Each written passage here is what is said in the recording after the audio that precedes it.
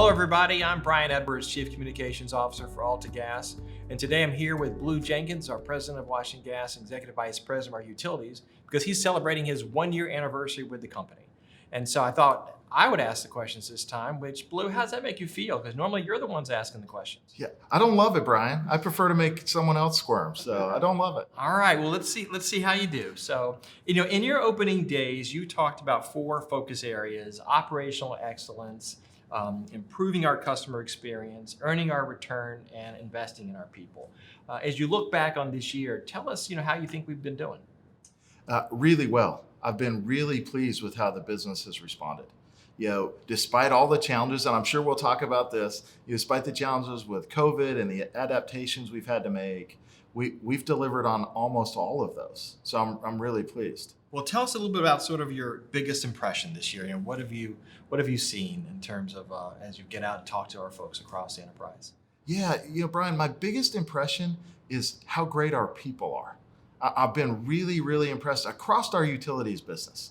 So they're resilient, they're focused, they're committed, they want to do a good job, they make a positive impact in the communities that they live and work in.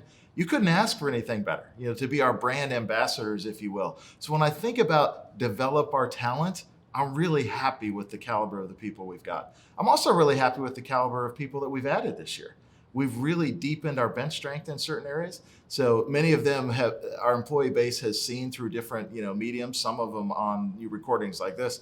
So, Andrea has joined us, Milan and Angel in the HR function, Malik has joined us, Michelle, and many, many others. So really happy with the caliber of our employee base, really happy with the talent we've been able to add, and just impressed with the positive impact that our folks make. The pandemic, you mentioned that earlier. How do you think we've been doing since we've been dealing with the pandemic since March, really? Yeah, great question. And it's a question we talk about regularly, right? The board wants to know, we want to know. I suspect all of us talk about that. So the things that jump out at me again, tying our people to the conversation, our crews have been fantastic. They've been out, they've been working hard, they've been delivering, getting work done, making sure we're providing essential service, shoring up our system. We've been focused on delivering on our safety aspects, so our people have been phenomenal. We went to remote working. We enabled that very quickly. We haven't had, I would say, very few gaps in our ability to deliver. We're on target to deliver the vast majority of our value drivers, despite the fact that we're all working remotely or doing it in different ways. So, one of the stresses that's put on the org, and there's lots of them, but the one that jumps out at me is, we've got a lot to do to raise the bar for our third-party service providers, many of whom have struggled with COVID in some fashion. I've raised the bar for us as a business and for us as employees. We have to do that for our third-party service providers, whether it's efficiency, the metrics they have to deliver, et cetera. And, I think in particular about our customer service.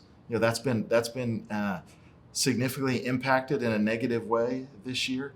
Due to COVID by some of our third-party providers. And so I think we've got some work to do.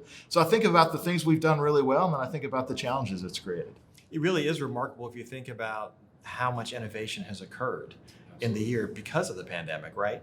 We all use Teams meetings a lot more. We can virtually gather our teams across the entire enterprise in a phone call and a video call very quickly and very easily. And I know that that's been a good substitution for a lot of things, but I think one of the disappointments you've talked about is your inability to sort of get around the organization, right? So talk about, what's been your biggest disappointment this year? Yeah, no, that's a great point, Brian. I wanted to get to Michigan and Alaska. I feel like I had time to get out and across the Washington Gas service territory and meet the employees there. I've only met the folks out of Michigan and Alaska virtually. Now, look, I'm grateful for the tech. I'm grateful for the fact that I've been able to meet many of them, but I want to be there. I want to see their facilities. I want to talk to them. I want them to be able to look at me and read my body language and ask me hard questions. I look forward to that. And so I'm grateful for the technology, but man, this is hard. I prefer to be in person. That's my style. Well, hopefully when the pandemic eases, you'll be able to get out to Alaska and Michigan. I know that That's our plan. They're eager to have you there. The Washington Gas folks have certainly been happy to be able to see you around here. But again, even here, there's a lot of remote work. So, That's right. So the meetings are still virtual. So there's definitely a lot of chance for new things in the new year. So transitioning to that, what do you think are some of the biggest opportunities we have ahead? I'm excited about what lies ahead for us. Our business is growing, so I think we've got a wonderful opportunity to shore up and build our baseline business. We've got an opportunity to continue to expand it, to future-proof it, if you will. I think we're all talking about how do we involve and how do we engage, how do we lead in this emerging green ecosystem. I think that's a really exciting opportunity for us. It's a threat in one hand. The other side of the coin is it's an amazing opportunity. So I think that's a wonderful challenge for us, opportunity for us. So I'm really excited about just how the future looks. I think our brightest days are ahead. I really do. I think about, I reflect back, what did we do 170 years ago when we started in the business? Our business today is different than it was then. The core of it's the same. We deliver energy. We make a positive impact on the communities in which we serve, but we deliver a different product suite today than we did then.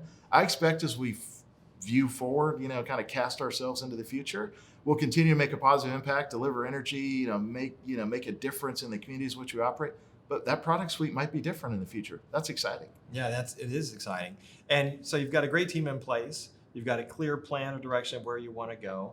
And so the future is very bright for the company, no doubt about it. So as we wrap up today, any final thoughts you want to say to our employees across utilities? Absolutely. You have been tremendous this year. I think about the year, I said to the board recently, if I had to rate myself, I did a really poor job of anticipating the challenges we would face this year because I did not see the pandemic coming. And you as an employee base have been outstanding. You adapted, you're resilient, you've delivered your results, you've continued to move the business forward. You inspire me. I am grateful for the opportunity to work with you. I'm excited for the opportunities that lie ahead. Hang in there. I'm as frustrated with the pandemic limitations as you are. I look forward to being out and seeing you in person. There's light at the end of the tunnel. So thank you for the work you've done. I'm excited to take this journey with you. This is going to be a tremendous success.